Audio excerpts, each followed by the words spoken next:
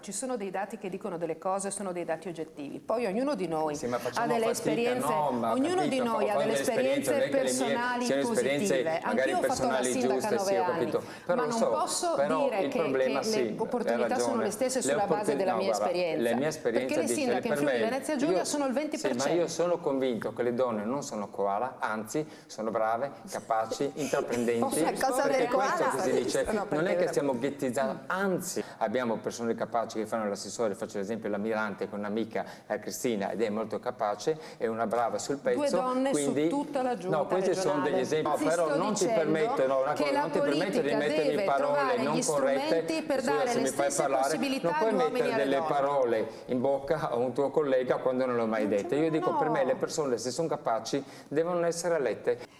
Tornando alla questione elettorale, sono aumentate le donne all'interno delle istituzioni, anche perché ad un certo punto è stata inserita una percentuale di donne che deve essere garantita all'interno delle liste elettorali. Nel Consiglio regionale abbiamo più consiglieri regionali femmine, più ragazze all'interno del Consiglio regionale. Finire, scusami. Ma scusa, ma se parliamo di livello regionale, che rispetto a 30 anni fa, quando praticamente non c'erano donne nelle istituzioni, questa cosa è cambiata nel momento in cui bisognava garantire una percentuale di donne fra le candidate. E poi anche in giunta, se non conosci che c'è questa norma, non so cosa dirti, io conosco molto perfettamente, questo ha cambiato le cose. Perché, a differenza tua e magari tanti altri, ho fatto tante lezioni, ho amministrato dal comune fino ad arrivare in regione, quindi insomma, credo parli con una di che ha fatto la sindaca 9 anni, si è fatta 3 campagne elettorali. Poi io per esempio dico sindaco, tu dici sindaca. Certo. Io dovremmo dire la guardia, il guardio, cioè siamo a questi livelli qua. Io sono convinto più che mai, oggi per esempio mi troverò ad Arta Terme a Paolaro su delle manifestazioni